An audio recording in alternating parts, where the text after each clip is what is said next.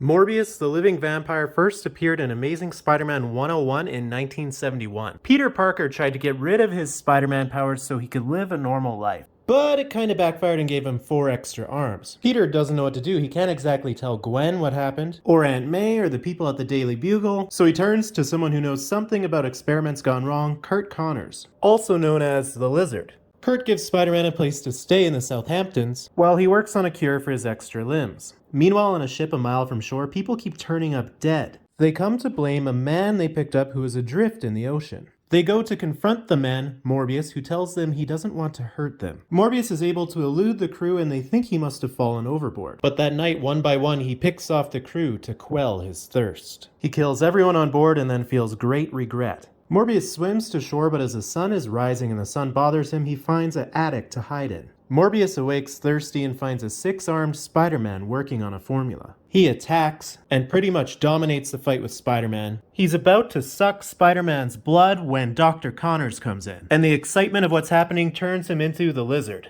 Morbius then bites Dr. Connors and flees, while Dr. Connors transforms halfway back into Curt Connors. The two scientists deduce that Morbius's bite had a strange effect on Dr. Connors, and if they're able to get a sample of Morbius's blood to study, they might be able to cure both Dr. Connors and Spider-Man. Meanwhile, Morbius finds a place to hide out. Through Morbius's dream, we learn that Michael Morbius was once a normal man trying to cure his rare blood condition by experimenting on vampire bats. A desperate Morbius and his research partner decide to conduct their experiments at sea because they're dealing with dangerous radioactive materials. Morbius's girlfriend Martine insists on coming along. Morbius and his partner conduct the experiment, but the lights are bothering Morbius after the experiment, so his partner gives him somewhere dark to rest. When he is let out, Morbius attacks and kills his partner. He is horrified at what he's done. He would rather die than hurt Martine, so he jumps off the ship, but is rescued by the crew we saw earlier. Back in the present, Spider-Man and the Lizard track down Morbius, and Spider-Man knocks him out cold. The Lizard is able to combine Morbius's blood with a serum he's prepared, and injects it into himself, transforming himself from the Lizard back to Curt Connors. Morbius is able to get away, but the serum also works on Spider-Man and gets rid of his extra arms. Morbius would continue to appear in Marvel Comics throughout the years, and is getting his own movie, though it's unclear right now if this is part of the MCU or simply part of